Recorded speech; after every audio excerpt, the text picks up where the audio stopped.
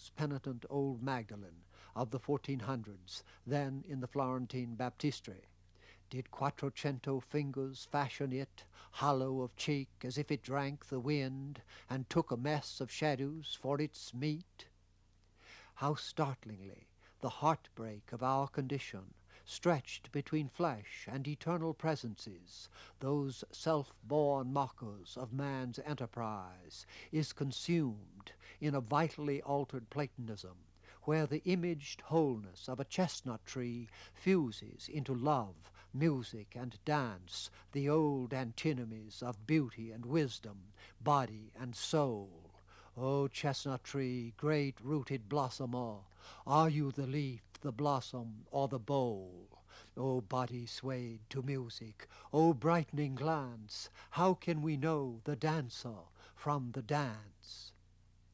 Think now, in the ad-libbed visuals of this homing sequence, as in all symbolized philosophy, we must mind at once arrow and wheel, the flowing stream and its expansion or convergence into round, for which I interpolate a poetic discourse from my five-chambered heart, pool of Tao. I waited the fullness of time. As sunset deepened, the wind died. In the hush, the pool was an iris of trees fringing a sky, motionless, until a flight of geese passed over. Then I heard the sound of water. A stream that falls to the pool, lingers and falls away. When the geese were gone, the sky gave over, the motion received, but mine was full, holding flight and water, the arrow and the wheel. So, in the final form of a vision, Yeats conceives a 13th cycle, cone, or sphere, like Blake's convergent point of Jacob's stair, mysteriously surrounding the historical pulses, altering their determinism, and bringing will, human and divine, into the temporal and material. Did not Epicurus make his atoms swerve to spring the determinism of Democritus, as quantum uncertainty has opened up our physics? Yeats. The 13th cycle, or cone, may deliver us from the 12 cycles of time and space. It is the phaseless sphere within which live all souls that have been set free, and every daimon and ghostly self, these Chinese immortals in a Japanese screen. What that sphere intends we cannot precisely say, for there the unique intervenes both in us and beyond. The particulars are the work of the 13th cycle, which is in every man and called by every man his freedom. It is the uncontrollable mystery on the bestial floor. Crazy Jane's dark Christian word, for nothing can be soul or whole that has not been rent. Climaxes in the circus animal's desertion, last poems, Yeats knows that when his high visions have failed, I must lie down where all the ladders start, in the foul rag and bone shop of the heart. Yet the poet who accepts that resides in the oneness of the 13th sphere, simultaneous repository of all that has been or is to be. Cast a cold eye on life, on death, horsemen pass by.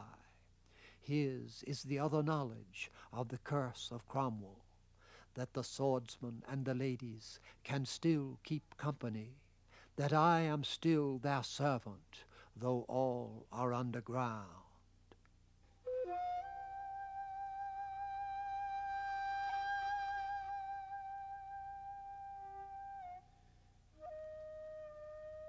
The problem goes to the very core of thought, the complementarity of knowledge. Neither mind nor soul can embrace a fabric which does not unite the trial and search of becoming with the source of all Greek wonder, being.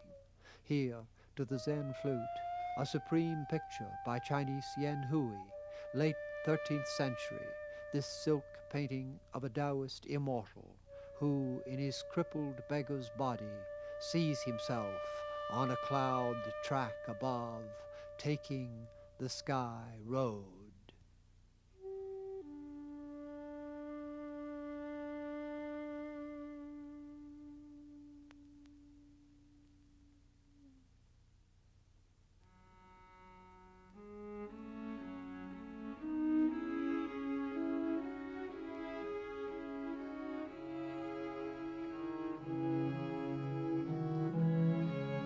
Even in the proud embodiments of the West, all souls of depth so thread the one and many, weaving the actual and visionary to a robe as seamless as the polyphony of Purcell's In Nomine for 7 vials. So from Rembrandt's last decade we draw a complementary pair, immortal and mortal, the triumphant Pallas Athena, the whimsical sad lady with a pink, musing on our happiness that passeth soon as flowers fair. In Dante's Empyrean, God's Spirit first appears flowing out through time and space, as in Botticelli's drawing, a stream of sparks between flowered shores. But when the poet has dipped his eyes, those shadowy presages gather to the eternal round of the rose of paradise, here by Doré, while the Inferno, Purgatory, Paradise, all end with the word stelle, stars. E quindi uscimmo a rivedere le stelle, and we came thence to see again the stars, puro e disposto a salire alle stelle, pure and disposed to ascend to the stars, l'amor che move il sol e l'altre stelle, the love that moves the sun and other stars. Surely it is in this cosmos that the Omega Earth began, has evolved, and ultimately will end. While Marx, despising mystics and romantics, trusted a partisan upheaval to institute a classless brotherhood, where, as the Yorkites had phrased it, church and state would wither away. How much glory and agony these never-withering states have extracted from that promise, which brings us back to where Shostakovich left us at the end of a century of global wars and revolutions. History, seen as from the outside, is a configuration in time and space, like Christo's great sausage blown up over the park and city of Kassel. But from within, and in its own right, as we who inhabit its curvatures experience it, world history is the shape of space-time itself. No doubt Christo's phallus is a comic array, whereas that history, everywhere webbed with waves and fields of electromagnetic messengers, relativistically eternal, since at the speed of light time ceases and all causalities act in mythic simultaneity, rather suggests the 1937 flame cascade of the Zeppelin von Hindenburg, such a chain reactive now as we must steel ourselves to convey, whether of achievement or catastrophe.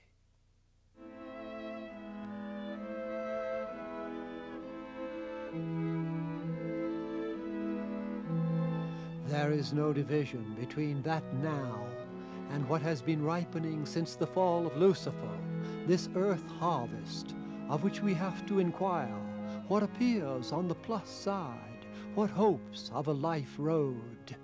But here those instructors Yeats claimed in a vision tell me to break off, since that must be the closing thrust of the triune now, symbolic history's last and 40th show, entitled The Rooted Future.